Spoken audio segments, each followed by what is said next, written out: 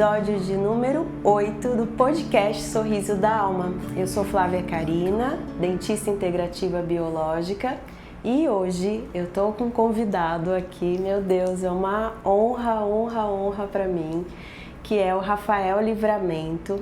Rafael Livramento é meu grande mestre, né, das leis biológicas, foi uma pessoa que tem mudado completamente a forma de eu enxergar de fato de onde vêm os conflitos dos dentes. Então aproveitem muito essa aula, porque vai ser sensacional. Gratidão, Rafa. Obrigado, Flávio. Nossa, que prazer estar aqui, que bom. Que você se apresentasse, né? Porque esse currículo é muito grandioso e sou muito grata de verdade à sua participação e a tudo que você tem me ajudado, sobretudo pessoalmente, né, na minha vida.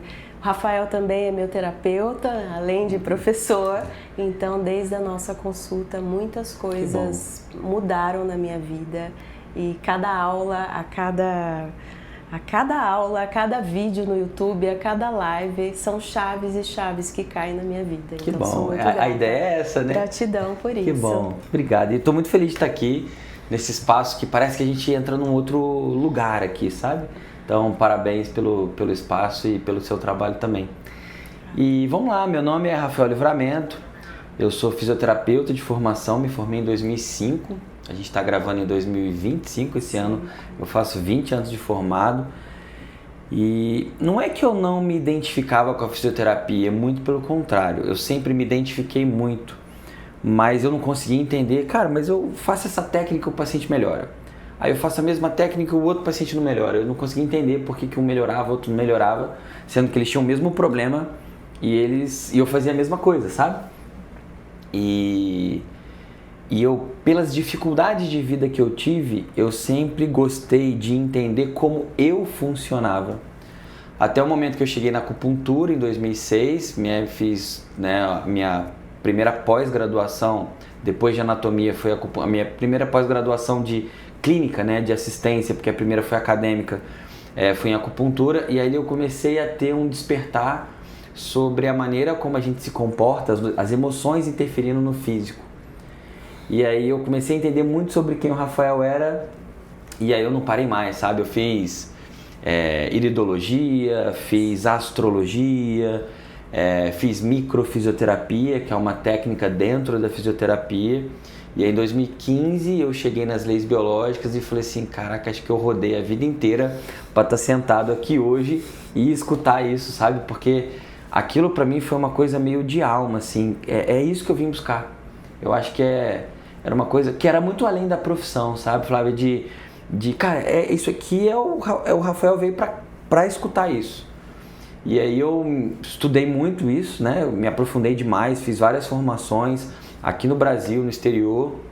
E aí eu fiquei muito bom naquilo que eu fazia, porque eu me dediquei, fez sentido, eu comecei a ter muito resultado. E aí os meus amigos começaram a pedir para eu ensinar a maneira como eu fazia. E para mim era só a maneira como eu fazia. Aquilo para mim não era um método, né? A gente não pensa assim, né? E aí surgiu o método Noções da Existência, que hoje é o curso de formação de terapeuta em leis biológicas, que foi a formação que você fez, né? Onde eu passo ali a minha visão das leis biológicas, que muitas pessoas acham que as leis biológicas são só sobre sintomas. Só que, na verdade, para mim, as leis biológicas é como uma filosofia de vida, né? Como a essência do comportamento humano.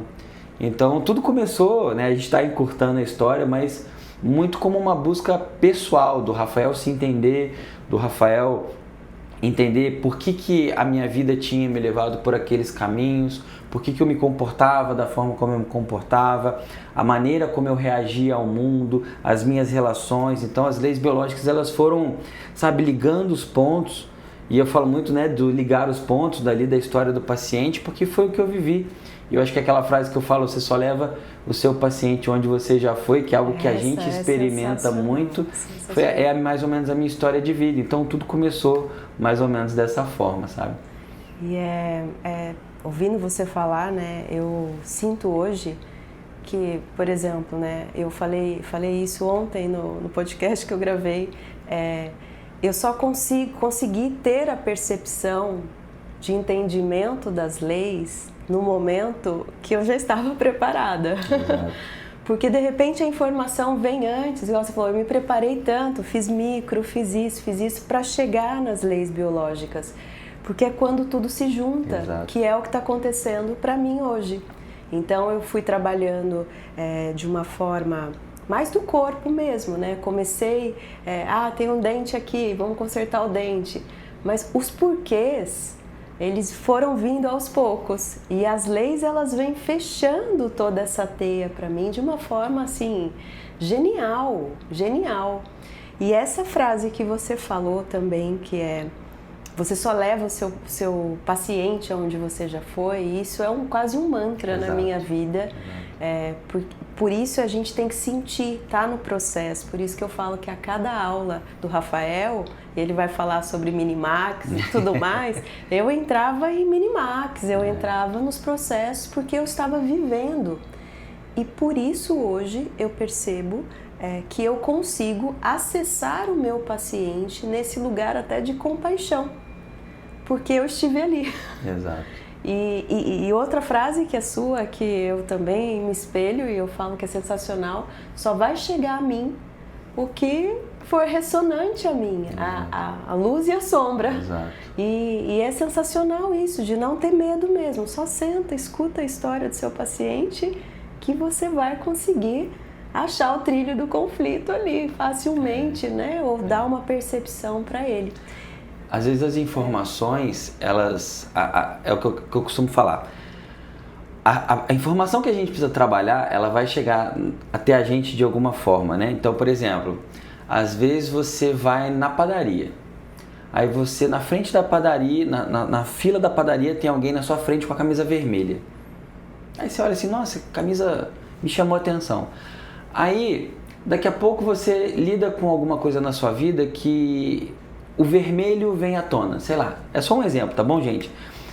Algo que aparentemente não tinha nada a ver é colocado para te chamar a atenção, para daqui a pouco aquilo se encaixar num espaço que vai falar assim: agora eu entendi.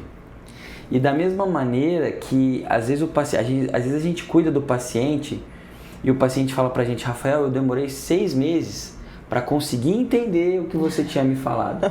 Ou depois de 6 meses acontece algo que aquilo que a gente trabalhou na consulta 6 meses antes, entende? É a engrenagem que em algum momento ela precisa se encaixar para poder... E isso é leis biológicas, sabe? É saber interpretar esses sinais que aparentemente estão soltos por aí naquilo que a gente está vivendo e naquilo que a vida está pedindo para a gente também. Poderia ser lido isso de várias maneiras, né? Como uma frequência que chegou e que você não tem nem noção. Quer dizer, eu lembro da minha consulta com você, né? Ele deu um start ali, eu falei: tá, e aí? O que eu faço com agora, isso? Né? Legal! Pô, legal! Não entendi muito bem. Quer dizer, entendi, mas não senti isso muito bem. Eu liguei para falar: mas e aí, depois que a gente sabe, né? Faz o quê? Ele: nada. Vai viver, né? Vai viver. E realmente as coisas... Aí você vai comprar um pão. Nossa, o negócio que o Rafael falou pra mim: putz, senti isso aqui. Porque a gente tá muito acostumado a ter que seguir a regrinha. Essa sementinha foi assim, uma virada de chave pra mim, porque aqui no consultório eu tinha muito a sensação de que eu tinha que resolver o problema na hora. Eu tinha que explicar, eu tinha que fazer o paciente compreender aquilo de todo jeito. A sua forma de consulta, a sua percepção, tipo: não faz mais nada, você já fez, você já jogou uma semente ali, ela vai florescer. Legal. Era isso que ela precisava. Me fez, então, ter essa consciência de que eu não precisava ficar falando 3 horas na cabeça do meu paciente a história toda, porque pode ser que com essas 3 horas ele não estava preparado para escutar aquilo. E poderia, inclusive, se tornar um abuso meu de ficar ali batendo em coisa que ele às vezes não está preparado para abrir. E você me guiou lindamente a partir da minha sensação, né? E aí eu queria entrar já para você definir para a pessoa que sim, não tem nem noção do que é lei biológica, né? Porque a gente já está falando vários exemplos aqui, mas como você diria essa o que é lei biológica mesmo e como assim muda o nosso entendimento de que a manifestação no corpo é sempre um grito desse lugar. Entendi. Fazer essa ponte do físico mesmo, né? Do que aquela dor física tem a ver, né, com todo esse enredo das leis biológicas. Tá.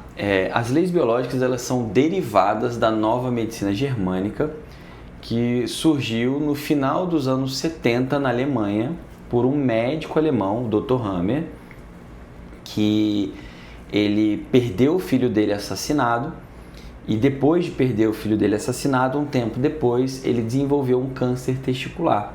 Só que ele era oncologista e ele, dentro da literatura, ele falou assim, mas eu sou oncologista e não tenho fator de risco nenhum dentro da literatura que justifique esse quadro na minha história. E por ele trabalhar em hospital, ele começou a procurar nos pacientes dele antes do aparecimento da doença eles tinham vivenciado algo traumático assim como ele. E o que acontece? Ele relacionou o testículo. O que o testículo faz? Produz espermatozoide. E o espermatozoide produz o quê? Filho. Então, basicamente, seria o quê? Se ele perde o filho, quando na natureza o animal perde um membro do grupo, esse grupo fica menos protegido. Então é muito comum nos animais, uma fêmea que não está no cio, quando morre um membro do grupo, ela entra no cio para procriar, porque com mais integrantes eu tenho mais chance de sobrevivência. Então é uma resposta biológica frente a um trauma que compromete a nossa sobrevivência. Essa parte eu acho sensacional. Biológica. É biológica. É uma resposta biológica. Sensacional. Que é além da emocional. Porque a emocional é o significado que a gente dá. A biologia, ela chega na noção de sobrevivência.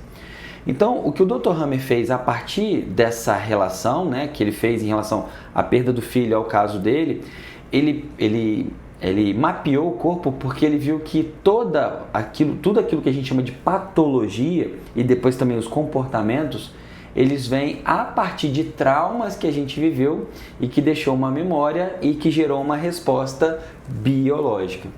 Então, ele mapeou o corpo inteiro e o que a gente faz, e aí ele viu que existem formas específicas do corpo reagir a essas informações que ele chamou de 5 leis biológicas.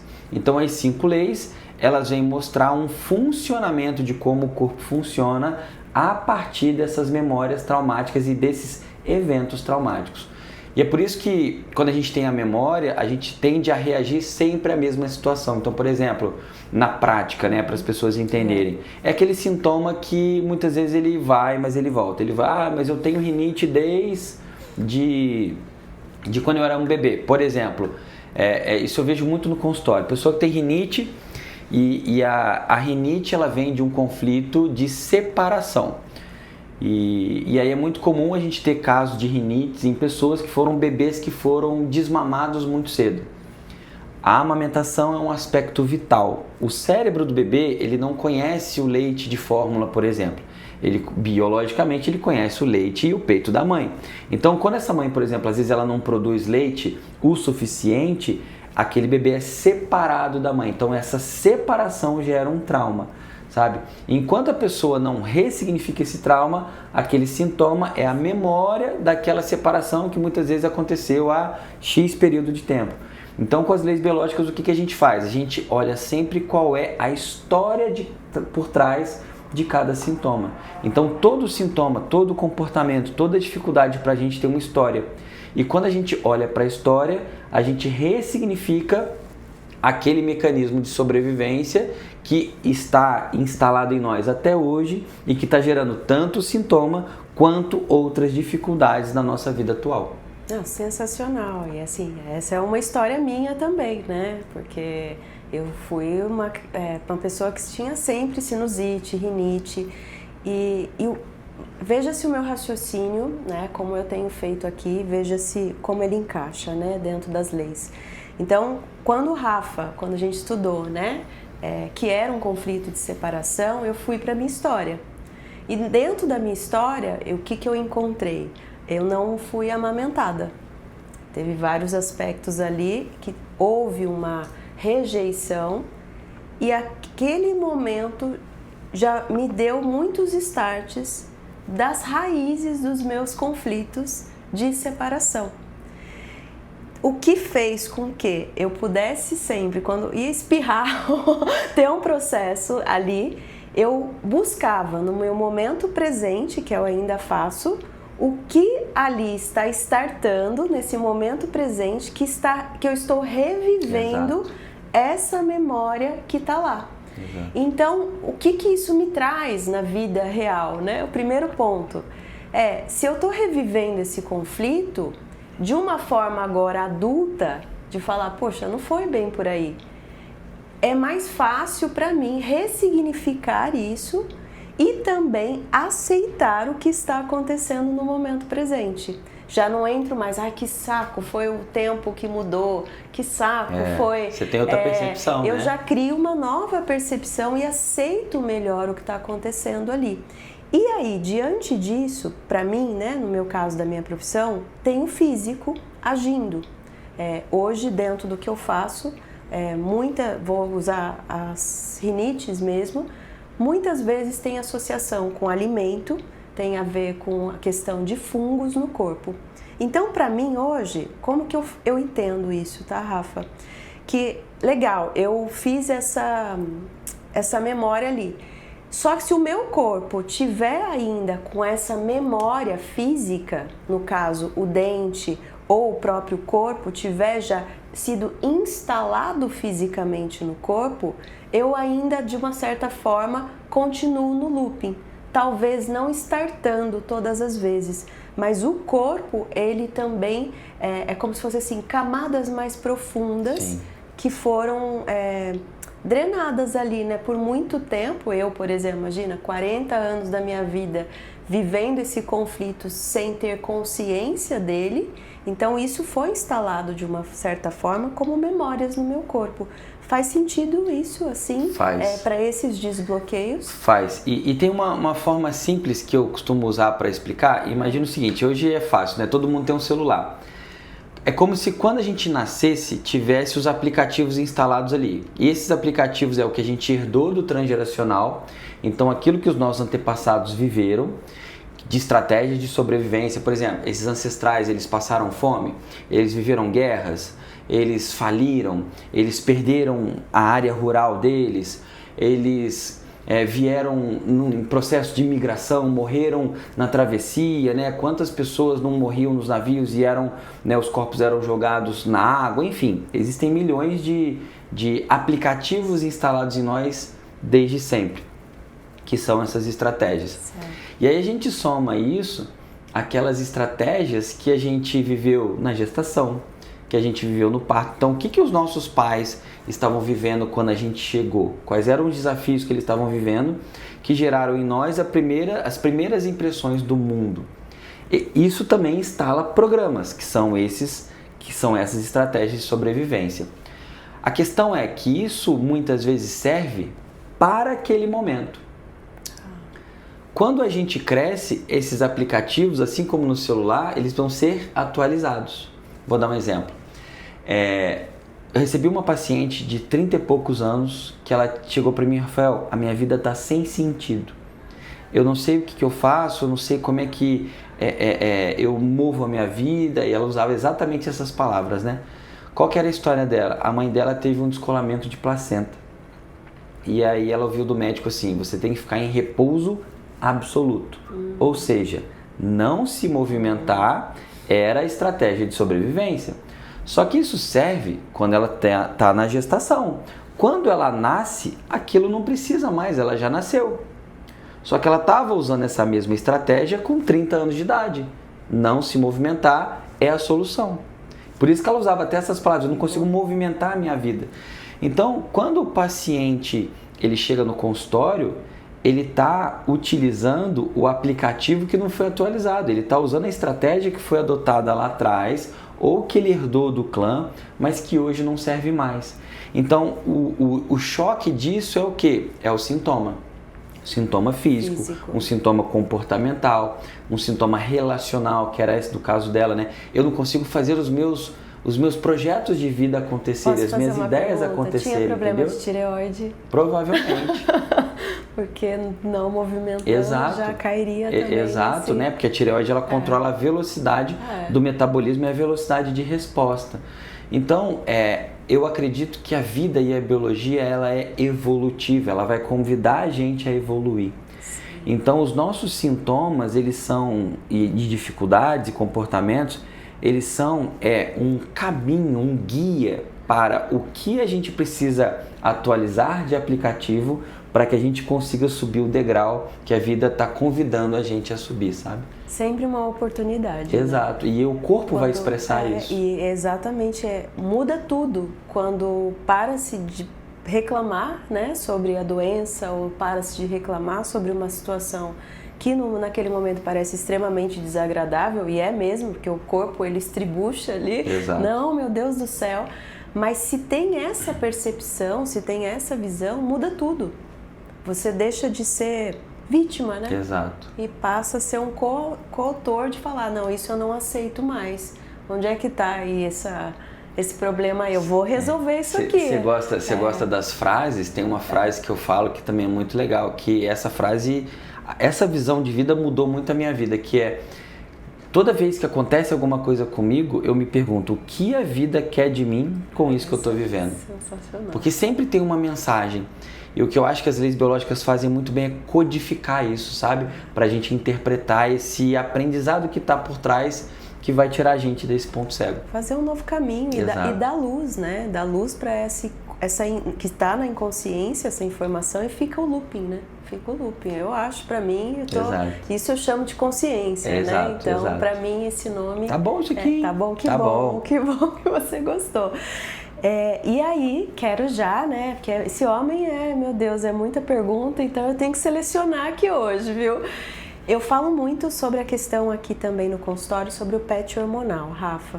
Assisti uma live sensacional hoje de manhã e depois eu vou deixar, acompanhe esse homem e fala um pouquinho sobre o PET, porque o PET é algo que eu atendo, assim, praticamente 90% do que eu atendo aqui está em PET, então bora. E os conflitos dos órgãos, os que eu trato, tem a ver com o que o Rafa vai falar, e depois eu vou linkar um pouquinho nisso. Tá. PET hormonal é uma expressão que a gente usa nas leis biológicas para falar quando a gente está funcionando fora da energia de base. E aí, para trazer o conceito do PET, a gente tem que falar da energia de base, né? Então, quando você está de frente a um perigo, existem dois modos de resposta, basicamente. Um masculino de luta e um feminino de fuga. Então, é aquela história, se o animal vê que ele pode pegar o predador, ele vai lutar. Se o predador é maior que ele vai tentar fugir. Então, eu vou para ação ou eu vou evitar o combate, tá? E aí, esse evitar, na nossa visão humana, seria a pessoa que refuga, a pessoa que é covarde, né? Eu costumo falar, né? Vai falar pra zebra se fugir do leão é covardia, né? É a estratégia que ela vai usar. E esse balanço, esse controle, ele é feito pela nossa percepção cerebral. A gente tem uma metade de um cérebro que funciona numa energia mais masculina, e a gente tem uma metade de um cérebro, dentro da visão biológica, que funciona a partir de um modo de resposta mais feminino. Então, por exemplo, para entender melhor isso, a gente... Esse aí vai ter que cortar. Compreendendo, sim. Para entender melhor isso, a gente vai ter que entender o conceito de lateralidade biológica. O que o Dr. Hammer percebeu, Flávia, foi que ele via que existiam grupos de homens que funcionavam de um jeito e existiam grupos de mulheres que funcionavam de um outro jeito. Porque essa questão de energia feminina e masculina, ela já é conhecida por nós, né? Sim. Os chineses já falavam isso, né? O Yang e o Yin, exato. Né? Aqui eu uso muito a questão do chinês, né? O do Yin e Yang, né? Que não é homem e mulher, não tem nada a ver, isso é energia. É a energia, né? Que todos nós temos. E o que ele descobriu, que para mim foi sensacional, que, por exemplo, dentro de um grupo maior de homens, tem um grupo menor que se algo acontecesse com esses homens aqui, esses aqui sobrariam, digamos assim, para fazer a perpetuação da espécie. E com as mulheres a mesma coisa. Então, assim, se você observar quantitativamente, a maior parte dos homens são destros. Sim. Existe uma pequena parcela de homens canhotos. E a maior parte, os homens destros, eles funcionam mais uma energia masculina. Enquanto que os homens canhotos, uma energia mais feminina. E as mulheres o contrário. A maior parte, quantitativamente, das mulheres são destras, energia feminina, e uma pequena parcela das mulheres são canhotas, energia masculina. Para quê? Para equilibrar essa balança. Por exemplo, e qual é o teste que a gente utiliza, que foi o que o Dr. Hammer descobriu, para a gente identificar a nossa lateralidade de base? Bate palma, Flávia. Você percebe que a Flávia bate, ela leva a mão direita na esquerda, a mão dominante biologicamente, que não tem a ver com a lateralidade motora. E eu não estou dizendo que a lateralidade motora não existe, é só uma forma diferente da gente analisar. Né? Agora, presta atenção, ó, essa aqui é a minha mão esquerda, eu sou um homem canhoto, né? Vim até de canhoto hoje, né? Camisa rosa, né? Eu sou um homem canhoto, energia feminina. Então, mulher destra, energia feminina. E o homem canhoto, energia feminina. Mulher canhota, energia masculina. Homem destro, energia masculina. E foi interessante, Flávia, porque isso também tem relação com aquilo que eu falei da minha identificação com as leis biológicas, porque eu sempre fui canhoto desde o início, não é a gente que escolhe, daqui a pouco eu vou falar isso, a gente já nasce com a nossa lateralidade de base. Então eu sempre tive um comportamento mais feminino, mas eu só fui entender isso quando eu tinha 33 anos de idade.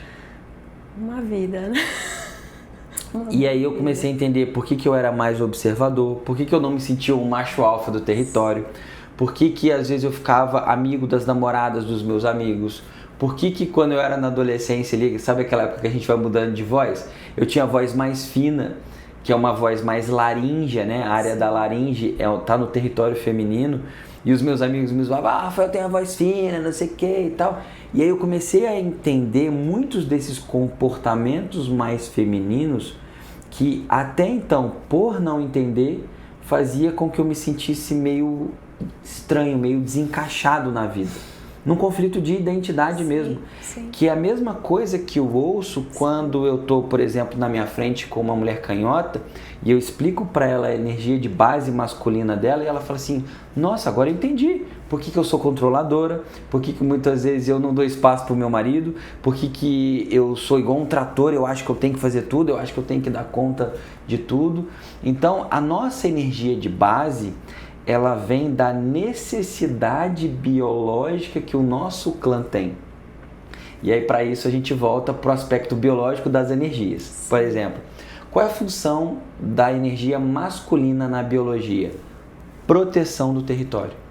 Então, é o que a gente chama de território de fronteira. Então, é o macho que vai rondar a fronteira do território e proteger o ninho, que é o território feminino, para que esse ninho se desenvolva. A fêmea, a cria, os filhotes e por aí vai. Então vamos lá. Se a história da minha família, os homens não conseguiam cumprir esse papel de proteção, o que acontece com a fêmea que está aqui no centro do ninho, a energia feminina? Ela tem que dar conta. Aí entra o PET hormonal.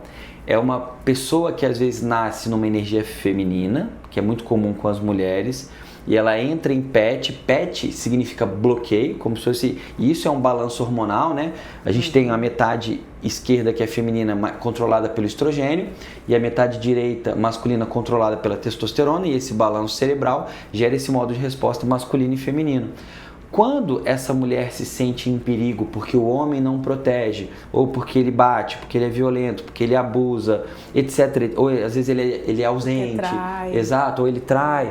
Ela fala assim, nossa, eu tenho que sobreviver. E aí essa pessoa sai do feminino e vai para esse masculino por sobrevivência. Por sobrevivência. E às vezes o contrário. Né? Às vezes a pessoa tem energia masculina, mas ela não tem a permissão de atuar com aquilo, então ela entra em PET e passa a funcionar de uma forma mais feminina. E a gente faz isso, gente, o tempo inteiro, tá? Por exemplo, você está na rua, você está no shopping, passeando com seu filho e vem uma pessoa, né? Você é uma mulher destra, né? Mais calma, mais tranquila, e vem uma pessoa e fala assim: vamos ali com o tio comprar um algodão doce. Ali você entra em pet, vira uma leoa e fala assim: não, o filho é meu.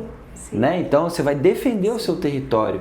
A grande questão é que, dependendo daquilo que as pessoas viveram lá atrás, elas estão nesse comportamento por 10 anos, por 20 anos, por 30 anos, né? E aí é onde é aquela pessoa que acha que tem que dar conta de tudo, que tem que fazer tudo, e aí é curioso porque é uma sensação que as pessoas têm de estar sempre correndo atrás do rabo, enquanto elas não entendem que elas precisam ressignificar a história delas para que elas tenham a permissão de voltar para o feminino ou de voltar para o masculino, porque para uma mulher que vem de uma história dessa, acho que o seu público é muito feminino também, né? Bastante. Como que ela vai, Flávia, se apropriar do feminino dela se as mulheres do clã sofreram demais e se o cérebro dela hoje traz a percepção de que estar no masculino é a solução? Então, exato, então ela fica sem lugar. E o que a gente faz nas nossas sessões, né, é mostrar que isso aqui é importante, mas que ela também pode voltar para cá, porque ela pode fazer uma história diferente, ter uma relação diferente e se reconciliar com esse aspecto da energia dela. Não, maravilhoso. E assim, eu poderia até pensar assim, por exemplo, escutando você falar, né, sobre o pet, eu vou contar a minha história nesse lugar. Eu poderia dizer que então isso passa a ser ressonante também a uma questão do pertencimento. Total. Porque é um conflito para mim assim, total, que automaticamente se eu entro em pet ou se, escutando a sua história, se eu não me reconheço naquele lugar, sincronicamente eu já vou ter o conflito de não pertencer a esse lugar. Eu não pertenço aqui e não me identifico, né? A nossa lateralidade não é a gente que escolhe, é a necessidade do clã. Certo. Então, por exemplo, o meu clã precisava que eu, Rafael, viesse canhoto para ser um masculino que tem uma visão mais próxima do ninho. Uhum. Porque na minha história, existem histórias de homens que por um motivo ou por outro não estavam protegendo esse território. E aí o que acontece? Se essa é uma função biológica, se eu fico fora desse lugar muito tempo, é como se chega uma hora que a vida fala assim: e aí, vamos voltar? Só que eu tô tão identificado com o papel, que na verdade não é o meu papel de fato, que chega uma hora que a vida começa... É tipo aqueles conflitos, as crises de identidade. Crise de identidade, sabe? Tipo assim, total. E agora? Quem sou eu? O que eu vou fazer? É como se a vida convidasse a gente para fazer uma nova função, mas a gente ainda não aprendeu a fazer aquela nova função ainda, entendeu? O pé, né? Exato. Aí vem os sintomas. Aí começam os conflitos. Porque os sintomas, eles vêm mostrar pra gente o caminho, né? As lições que a gente tem que aprender, exatamente. O caminho vai pro corpo. A análise é essa. E vai pro corpo automaticamente, porque não fica nesse rodopiar do rabo ali. O sintoma como uma oportunidade de evoluir. De olhar e falar, sai daí, né? Porque eu tô rodopiando e eu quero contar a minha história, né? Eu fui uma pessoa que tive essa questão do clã, né? O meu clã feminino, esse meu clã, ele queria sair. Tiveram muitas crianças, né? E não tiveram essa proteção desse homem. Então, as mulheres do meu clã, do lado da minha mãe, sobretudo, elas tinham essa necessidade de querer sair. Então, eu, inclusive, né, nessa última vez que eu fui para lá, eu pedi para que todas elas batessem a palma. Todas elas estavam em pet. Olha só. Todas elas. Todas elas com em pet hormonal. E eu estava até conhecer o Rafa e foi falando, né? Pô, eu olhei meu guarda-roupa, quantos vestidos tinham? O que eu estava usando? Como era esse querer? Eu tenho que fazer, tenho que não sei o quê. Vivi uma vida em pet. E não significa que eu não sou feminina, né? Mas isso é como se estivesse assim, bem baixinho. E o meu yang tava, é o desequilíbrio que a gente fala de yin e yang.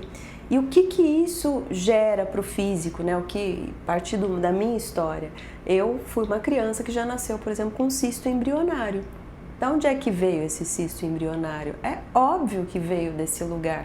da questão uterina, todas essas questões... Dos perigos de procriação, os perigos de né? procriar, os medos de parir, né? Porque então eu ter uma criança poderia então ter a percepção que eu não ia poder sair. E hoje, automaticamente, eu tendo essa percepção, não é que a minha vida, né? Nossa, resolvi... Não, a vida ela traz justamente esse lugar para eu enxergar a partir desse raciocínio. Então, se eu estou em casa, lave louça feliz, escuta um podcast lá. Não fica pensando, putz, que saco, queria tanto fazer outra coisa, gravar um podcast com o Rafael e tô aqui lavando a minha louça. Então esse lugar passou a ser um orar e vigiar para mim e assim, mudou tudo na minha vida. Mudou tudo. Questões de cólica, eu tinha, a vida inteira eu tive cólicas menstruais assim, absurdas. E eu fui me reequilibrando de uma forma assim, sistêmica, né? É uma coisa, não é eu tomar um remédio, e isso eu acho que é a nossa... A vida vai se organizando, né, Flávia? Meu Deus, isso é sensacional. E assim, e com muita coragem de ver o que ela se apresenta pra gente, pra ver, deixa eu ver se você aprendeu mesmo, né? Bora ressignificar isso, vamos olhar aqui. Então é sobre isso, eu acho que essa questão do PET, ela é muito, muito importante. Porque ela dá muita consciência e luz nesse lugar aonde é que eu estou em desequilíbrio, o que eu estou querendo. E a função Yin e Yang, né, como eu falo aqui, o poder que eu tenho nesse lugar da energia feminina, de magnetizar, de atrair, eu não estava usando nada disso, porque eu estava numa energia do fazer. Agora, o que eu faço? Não é que eu não gosto de fazer, porque se brincar, eu tô lá. É o equilíbrio disso, eu quero né? lá. É o equilíbrio. Em que momento eu sinto que eu preciso sair e em que momento eu posso me recolher. E é muito bom esse recolhimento, porque dali é que essa energia feminina, ela produz, ela é criativa, é sensacional. Então, é muito importante isso, eu acho, do PET, porque isso leva aos conflitos físicos também, né? Exato. Todos esses desequilíbrios, principalmente de eixos gonadais, de tudo isso. Então, é muito importante. Eu quero continuar aqui na minha colinha, porque agora eu quero entrar em dente. O Rafa tem me ajudado muito, assim, com as percepções das questões do porquê das coisas, né? Então, eu tenho falado muito, né? As pessoas devem estar ouvindo bastante eu falar sobre o bruxismo, porque é um carro-chefe meu aqui. Hoje, talvez 99,999 dos meus pacientes são bruxistas. E a maioria acaba, nem sabia disso, porque a base dela, né? A gente sabe hoje que é a raiva. E aí eu queria que o Rafa contasse, né? Como é que eu cheguei nisso, nessas percepções. E depois a gente ir alinhando mais isso também com as questões de perda óssea, quais são os conflitos das perdas ósseas, que hoje no consultório eu atendo periodontites, por que o meu implante ele não deu certo, perdeu o osso, o que tem aí atrás, né? Qual que é a história por trás desse osso que não é uma perda horizontal, é porque o pai só tinha, aí a história é essa, meu pai tinha, minha mãe tinha, então eu vou aceitar isso, né? Como é que muda isso com as leis, né? Bora, Rafa, entrar nessa parte. Bom, vamos voltar para o aspecto biológico da coisa, né? Quando a gente fala de raiva, a gente fala da necessidade ou de proteção desse território ou de conquista desse território. Então a raiva, ela é uma reação frente a esses mecanismos e de energia até mais masculina, né? Em que sentido? É simples, você tem um cachorro, cão de guarda, você está entrando num terreno novo, no quintal de alguém, o que esse cachorro vai fazer?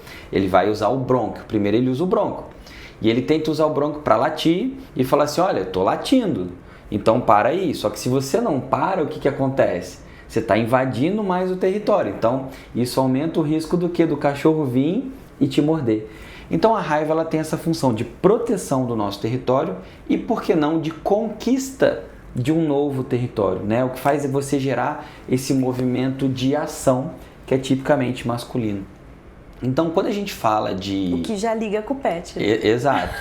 O que já liga com o pet. Exato, porque o que geralmente é o bruxismo? É quando as pessoas não podem ou não são permitidas a expressar a raiva delas. por exemplo, e aí tem vários significados, né? Aquela criança que às vezes é falante, e aí escuta assim, nossa, mas você fala demais, cala a boca, fica quieta, né? Imagina se for um geminiano, né? Um terceiro filho, às vezes, que fala muito, que vem como uma função de comunicar. Sabe aqueles segredos de família que ninguém fala e que aquela pessoa vem, tipo, bota a merda no ventilador no meio da sala e fica aquele silêncio depois? Então, tem pessoas que vêm para ser assim, não precisa ser sem noção, mas é aquela criança, às vezes, tagarela, que fala, que comunica, e dependendo de como é a criação dela, ela escuta, cala a boca, fica quieto, né? Antigamente, que eram aquelas educações mais rígidas, né? Você não responde pai e mãe. Não era, às vezes, uma questão de responder pai e mãe. Outra frase, vou quebrar todos os seus dentes. Boca. Exato. A quantidade de pessoas traumatizadas, traumatizadas com E às vezes não era responder pai e mãe, às vezes era só dar a minha opinião em relação a uma coisa. Mas eu não podia dar minha opinião. Então, essas pessoas, elas trazem uma memória, Flávia, de que é um perigo se expressar. Porque quando a gente usa a nossa fala, ali a gente está expressando não só a nossa raiva, mas também a nossa identidade. Sim. Vou dar um exemplo. Rafael, você quer um chá? Eu quero. Rafael, você quer um chá? Não, Flávio, eu não quero. Ah, não, Rafael, mas toma aqui um chá lá do Tibete, como é que você não vai querer? Não, Flávio, eu não quero, por exemplo, entende? Eu, há 15 anos atrás, talvez se eu não gostasse do chá, eu tô adorando, eu falei sim, tá? Só um exemplo. E eu ia tomar, sem querer tomar.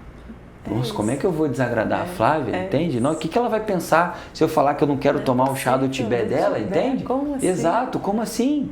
Então, são essas memórias que a pessoa traz que o bruxismo ali está trazendo à tona, né? Quais são as memórias de violência que essa pessoa viveu? Quais são essas memórias de agressividade que essa pessoa viveu? O perigo, o medo em se expressar, que pode se manifestar, por exemplo, com uma dificuldade de gravar um podcast. O Rafael, de 15 anos também, talvez não gravasse um podcast aqui. Ah, Flávia, sabe o que é?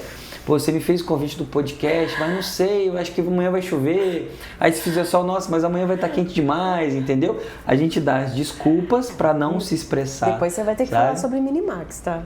Que aí que é esse processo aí?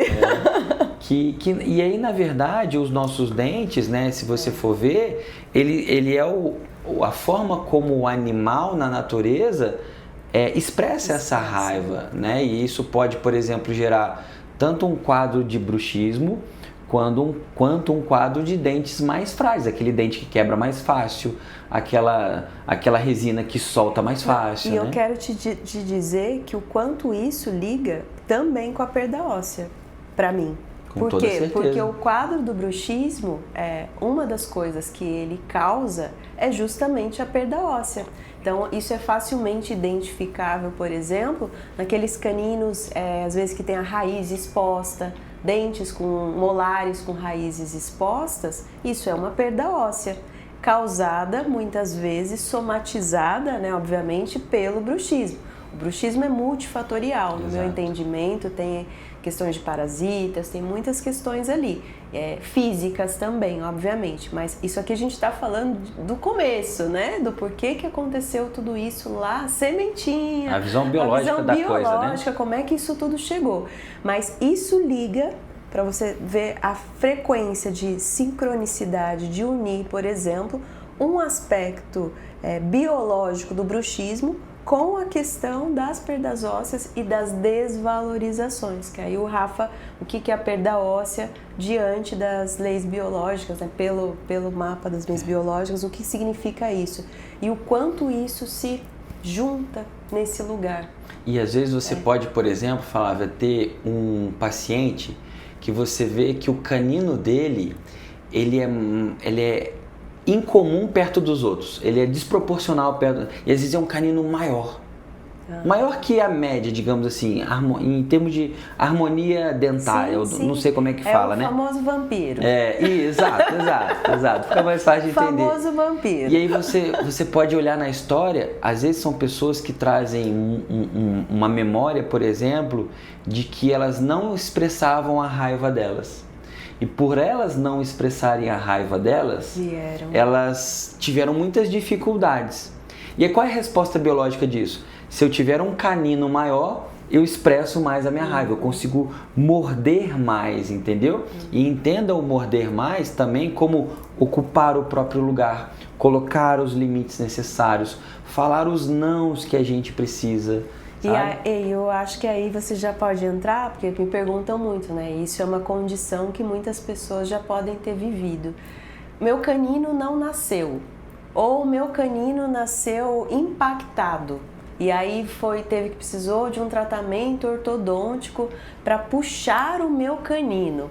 Eu queria que você falasse um pouquinho sobre o que é e como é que você vê, vou colocar você agora na fogueira, hein? Como é que você vê esse dentista que não entende disso, né? Obviamente, não é julgamento, é só porque eu não tive isso na faculdade também. É uma visão diferente, já fui ortodontista, já fiz esse procedimento, mas como seria se o paciente nasce com o que você vai falar, explicar o porquê, e aí a criança vai no ortodontista e com força, e com muita força, eu puxo ele para baixo.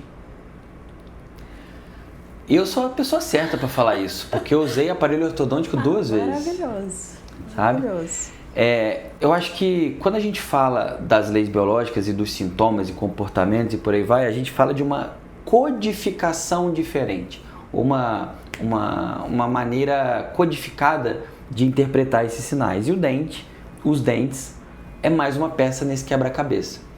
Então, partindo desse princípio, né?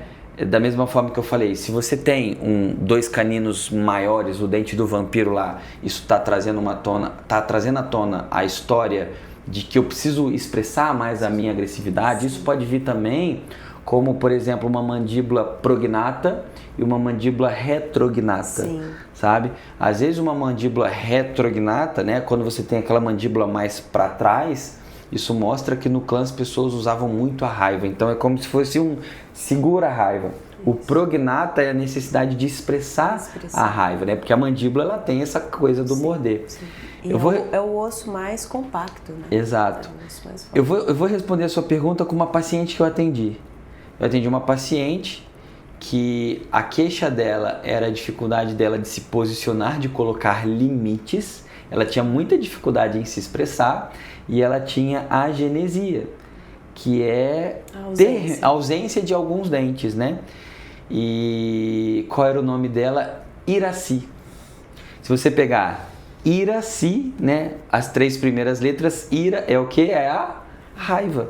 Então, o que ela estava trazendo do clã? A memória de grandes violências, né? Mortes na família, irmão que matou irmão, sabe? Era bem pesado assim. E por que ela tinha uma dificuldade em se expressar? Porque o cérebro, muitas vezes, ele funciona de maneira binária. Para o cérebro dela seria assim, se eu expressar minha raiva, eu posso matar alguém também. Então ela era como se fosse todo um contexto ali do perigo até, em expressar essa agressividade. E o que eu falei para ela que não é que ela não possa expressar agressividade, ela ia aprender uma nova maneira de lidar com essa agressividade, sabe? E o nome que a gente recebe, que também não é aleatório, que é mais uma peça do quebra-cabeça, ele também tem relação com esse nosso papel biológico. No caso dela, era a iraci, né, a raiva, como, né, uma ferramenta de ressignificação dessa agressividade. Maravilhoso. Mas e a orto? Não voltei lá no... Não Cara, foge, não. Eu era a pessoa que não me expressava, Flávia. Não se expressava. Cara, eu sempre tive facilidade de ter amigos, eu sempre fui um cara da galera, assim, mas em relação aos meus sentimentos mais profundos, eu tinha muita dificuldade de lidar com eles. Então eu era aquela pessoa que estava sempre brincando, rindo, como até uma forma de esconder algo mais profundo. Então eu sofria muito internamente e eu não conseguia me expressar.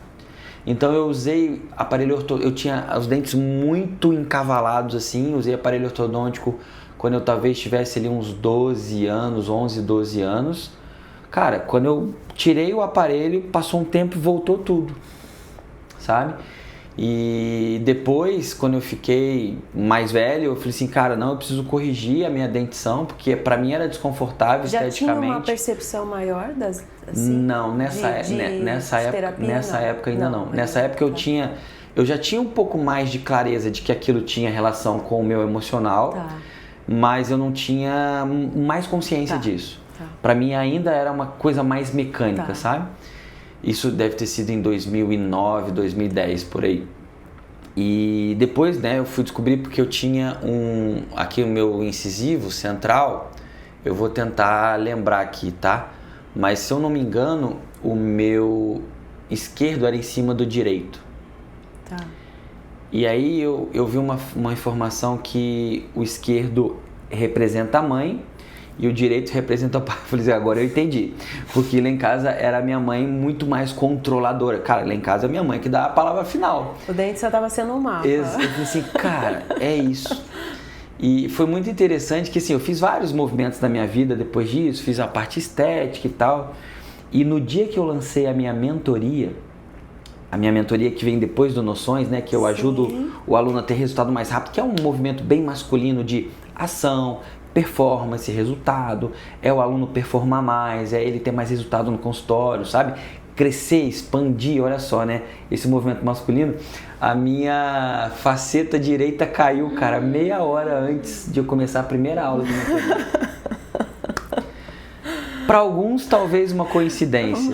Pra gente que conhece, acaso, fala assim, caraca, olha só, porque aquilo para mim era um movimento importante.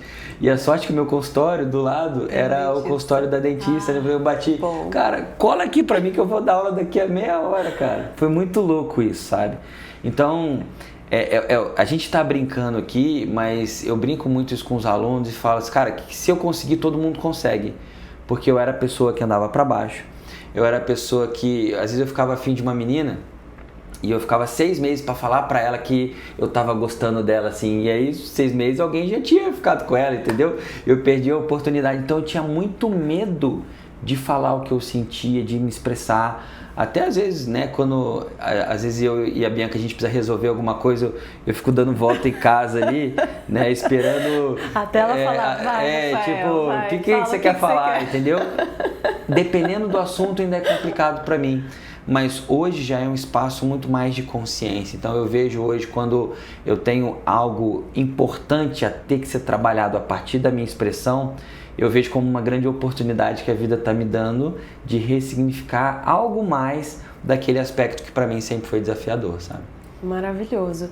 Eu levantei essa questão porque assim mudou muito, né, a minha visão depois de saber as consequências disso. E eu me sinto hoje nesse lugar quando eu vejo um apinhamento de dente, quando eu vejo uma posição que antes talvez eu falaria, vamos colocar um aparelho ortodôntico, hoje eu não entro mais nesse lugar. Porque eu acredito que se o mapa está mostrando aquele movimento, é inteligente que primeiro eu vá descobrir quais são os conflitos que ainda existem ali, que estão me mostrando, para então intervir. Porque às vezes o que está acontecendo aqui, muitas vezes, é que estão vindo pacientes de muitos tratamentos invasivos, inclusive, sejam, por exemplo, ter o dente todos apinhados e fazer, por exemplo, 32 lentes de contato na boca e chegar em casa, nossa, comprei essa Ferrari aqui e olhar, não consigo me identificar. E não fica feliz mais com aquilo, começa a entrar muitas vezes... Fica artificial, né? É uma sensação de não se identificar mais, que eu acredito que era justamente essa identificação com a história dele. Então, entra num coletivo de é bonito ter o dente certinho assim, tá na moda a lente de contato, tá na moda o aparelho ortodôntico, não sei o que, não sei o que. Só que ela não tem a consciência de que a boca é uma expressão, os dentes também são, assim como o corpo, uma expressão de tudo isso que a gente está falando, reflexos de histórias, reflexos de dores, reflexos de clã.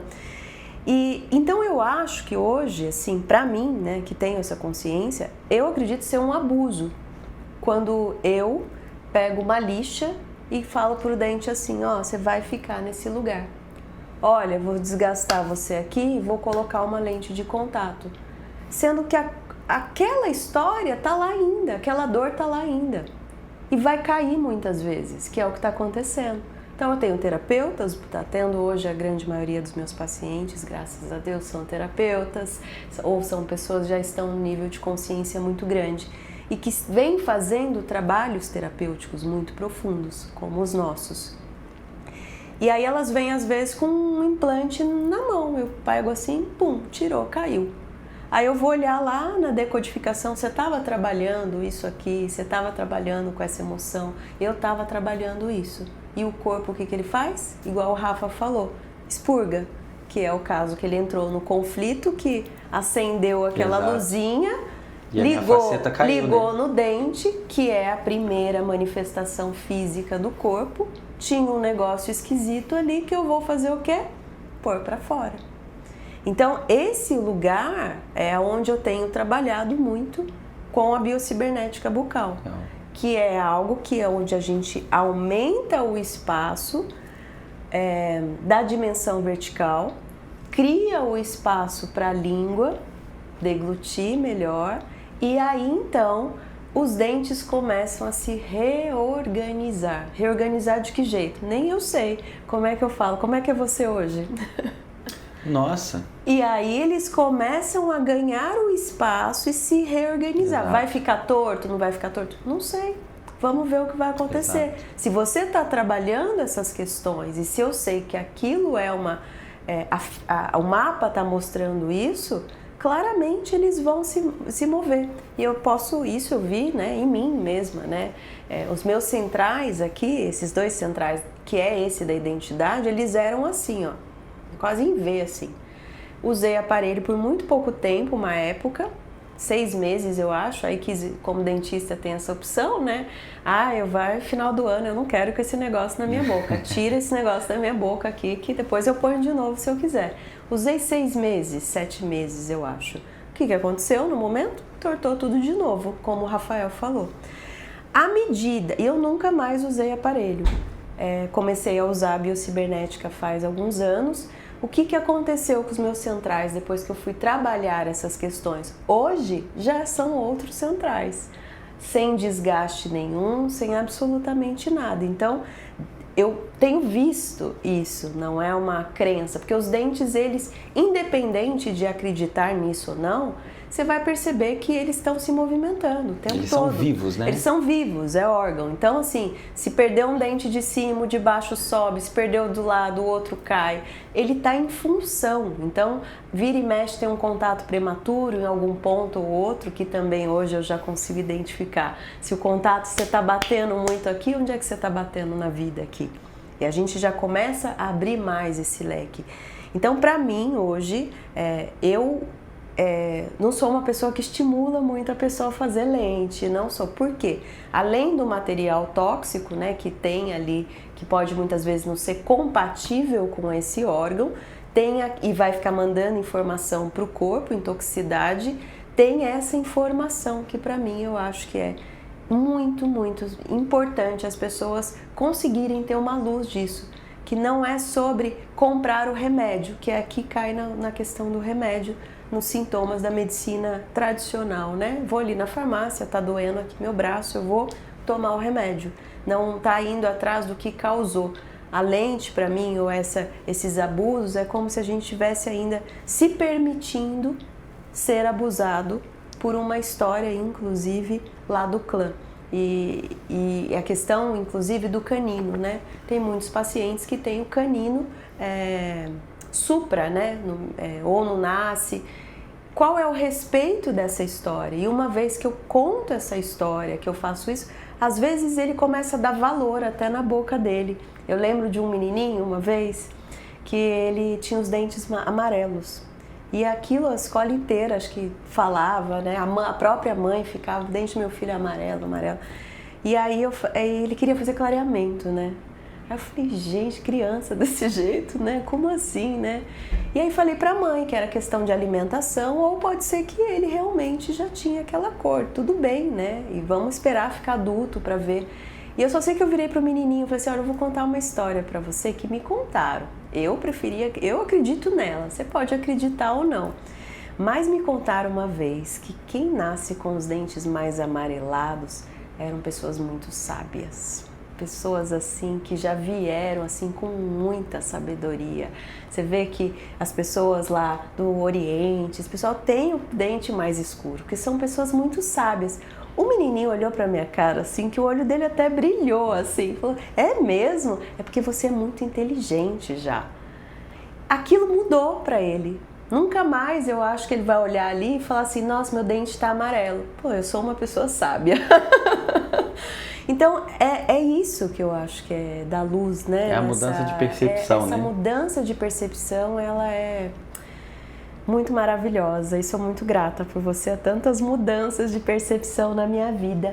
Ó, teria muito de dente ainda, mas esse homem, ele é super forte. Ali eu vou falar pra ele mais pra frente, gravar lá em Resende um tema melhor. Ô Rafa, pra gente começar a encerrar isso daqui de uma forma linda, que eu sei que você é uma pessoa de propósito no seu trabalho, eu queria que você falasse assim, o que realmente te motiva mesmo, sabe? Porque eu vou dizer por mim, né? A gente fazer uma coisa diferente não no sentido novo, porque isso já existe há muitos anos, mas sair desse padrão coletivo do sintoma mesmo, né? Da questão que a gente vê que as pessoas estão muito doentes mesmo, de muitas coisas no corpo. O que te motiva a enfrentar, né, tudo isso e falar, putz, é isso mesmo, dar propósito para esse lugar? É uma boa pergunta essa, hein? Cara, eu acho que por mais que eu tenha passado por muitas dificuldades lá atrás, em vários sentidos, no fundo tinha uma parte dentro de mim que, tipo assim, acreditava que uma hora ia dar certo. E para dar certo eu precisava de boas pessoas, de boas ferramentas, né? Mas eu sempre busquei me tornar uma pessoa melhor. Então, eu acho que o que me motiva muito é ver o ser humano querer se tornar uma pessoa melhor, sabe? Eu vejo isso com os meus pacientes, né? O paciente ele chega com um sintoma e muitos deles não fazem ideia de que aquele sintoma dele tem toda uma história por trás. E quando ele entende, ele fala assim: eu entendi. E aí ele começa a fazer mudanças que até então ele não percebia, ou que ele achava que ele não tinha capacidade, ou que ele não tinha coragem. E quando ele... Vou dar um exemplo. Às vezes a pessoa está num relacionamento abusivo, ela tem muito medo de sair, ela não sai. E ela fala assim: não, eu mereço algo melhor. E ela dá um passo, mesmo sem garantia de nada. Aí ela vai e fala assim: nossa, sobrevivi, nossa, melhorou, sabe? Então, eu acho que eu faço muito isso na minha vida. Tô sempre buscando algo mais, sabe? Hoje de forma mais consciente, não de forma na insuficiência, mas, por exemplo, quando eu vejo os meus pacientes melhorando e entendendo e falando: Rafael, aquilo me fez entender, e aí eu tomei essa decisão, e eu dei esse passo, e eu acreditei, fiz esse projeto, sabe? E vejo hoje com os meus alunos, sabe? Eu acompanho hoje, né, dentro do... hoje a gente não tem só a formação, a gente tem a formação e a profissionalização desse terapeuta. Quando eu vejo o antes e o depois das pessoas, né? O seu antes e depois, sim, sabe? Quando eu vejo a pessoa, nossa, Rafael, será que um dia a pessoa entra no primeiro... Ontem, né? A gente está gravando hoje numa segunda-feira, ontem teve o encerramento de uma turma e eu consegui mostrar para as pessoas, vocês percebem a diferença de vocês de hoje para o dia que vocês entraram aqui, a dúvida, e olha o quanto vocês se esforçaram, o quanto vocês acreditaram e o quanto isso hoje já é uma nova possibilidade na vida de vocês. Então, respondendo a sua pergunta, eu acho que essa fome, no melhor dos sentidos, de se tornar uma pessoa melhor, de melhorar de vida, de fazer algo melhor, porque quando eu, Rafael, sou uma pessoa melhor, eu sou uma pessoa melhor para o mundo, para as pessoas, para o podcast, para minha esposa, para minha família, para os meus alunos, para os meus pacientes. Então, para mim é o que move, sabe?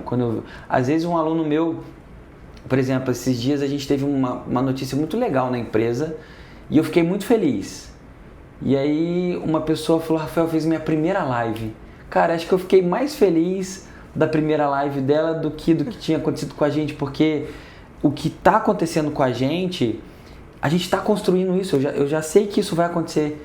Só que quando eu vejo uma pessoa, cara, eu fiz a primeira live, ela tem menos chance de desistir daquilo que ela sonha, sabe? Então eu já não vou desistir dos meus sonhos, eu já sei para onde eu vou, já sei o que eu quero, é o tempo para isso, mas eu vejo muita gente boa ficando pelo caminho porque às vezes a pessoa se questiona. Então essa coisa de se tornar um ser humano melhor, de querer melhorar, de fazer melhor, de que fazer melhor para os outros também, isso me motiva muito.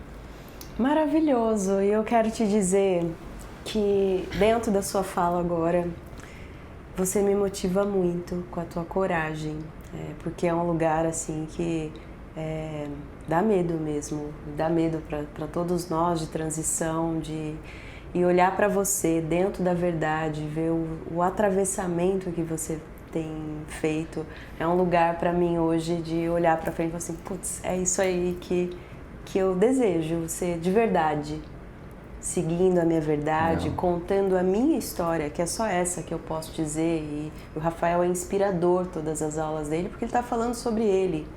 Dentro da sua história é o que vai bater com a minha, e eu quero te agradecer muito, porque a minha própria vida, eu sou testemunha disso, mudou muito. Que bom. Depois das leis, depois que você chegou como terapeuta na minha vida.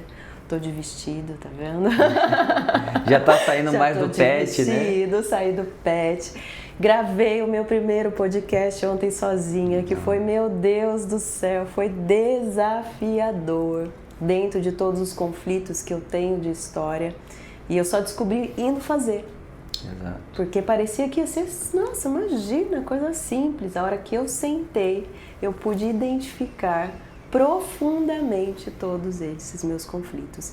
E foi por conta desse lugar de conhecimento, vindo de você, vindo de todas essas terapias, é que eu olhei para aquilo e falei, peraí, eu só tô em Minimax, vai passar, vamos respirar, minha gente, vai dar certo, e vai desbloqueando, vai fazendo, mas é só com conhecimento e com pessoas assim, que estão falando, vai, atravessa, dá pé aqui.